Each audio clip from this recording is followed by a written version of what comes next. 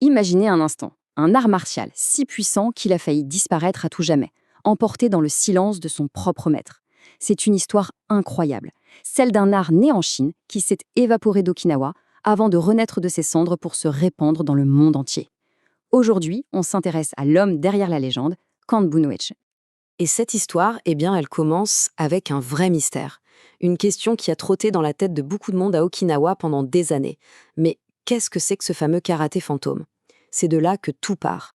Alors, pour comprendre, il faut remonter le temps. On part en voyage, direction la Chine.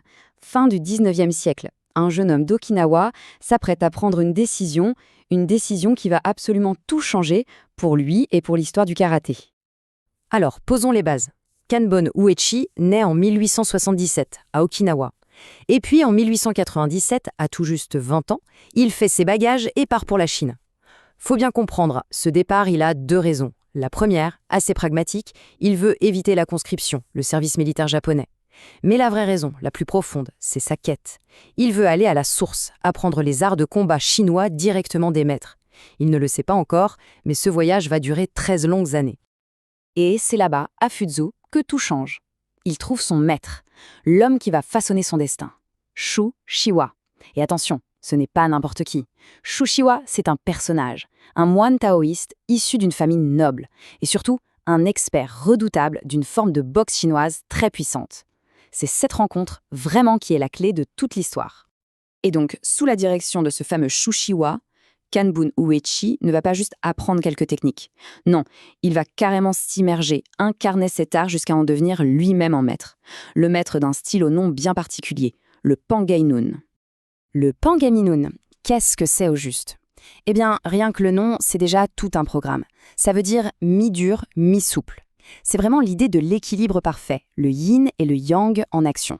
Cet art, il puise son inspiration directement dans la nature. Imaginez un peu, la férocité du tigre, l'élégance et la fluidité de la grue et la puissance incroyable du dragon. Tout ça combiné dans un seul et même système de combat. Et au niveau de la technique, c'est vraiment particulier. On est loin du karaté classique avec le poing fermé. Là, on est sur des techniques à main ouverte, des pics avec les doigts, des coups de pied portés avec la pointe des orteils. Et puis, il y a ces blocages circulaires si caractéristiques qui ne cherchent pas à stopper la force mais à la dévier.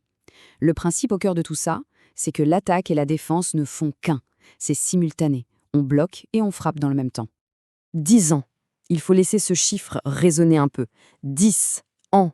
Une décennie. Une décennie d'entraînement hyper intense tous les jours pour arriver à maîtriser cet art si complexe. Ça en dit long quand même sur sa détermination, son dévouement total. Et bien sûr, un tel investissement, ça paie. Après ces 10 années d'entraînement, son maître lui donne l'autorisation d'enseigner.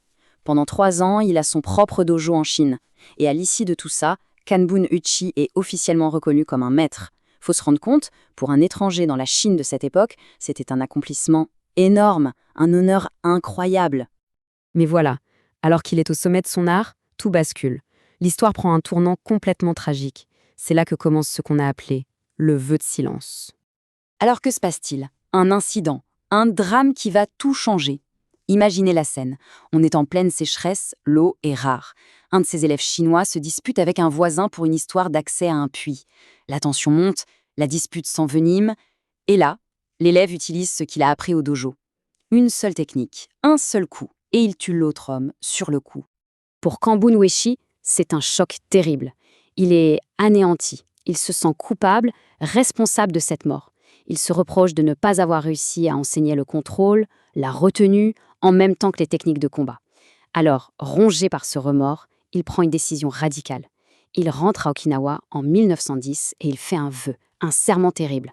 Ne plus jamais, au grand jamais, enseigner son art. C'est fini, il veut tout enterrer. 16 ans, pendant 16 longues années, le grand maître de Pangainun redevient un homme ordinaire, un fermier. Il se marie, il a des enfants, et personne, absolument personne à Okinawa ne sait quel trésor, quel savoir incroyable il cache au fond de lui. C'est là que le Pangainun devient un art fantôme. Il avait disparu d'Okinawa avant même d'avoir eu la chance d'y exister. Alors on pourrait croire que l'histoire s'arrête là.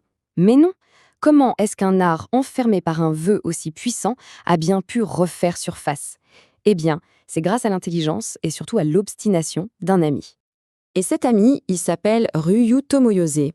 Il connaissait la réputation de Kambun et il a eu une idée de génie. Il est allé voir Kambun et il lui a raconté qu'il s'était fait attaquer. Puis il est revenu, encore, avec une histoire un peu différente. Et à chaque fois, il demandait des conseils.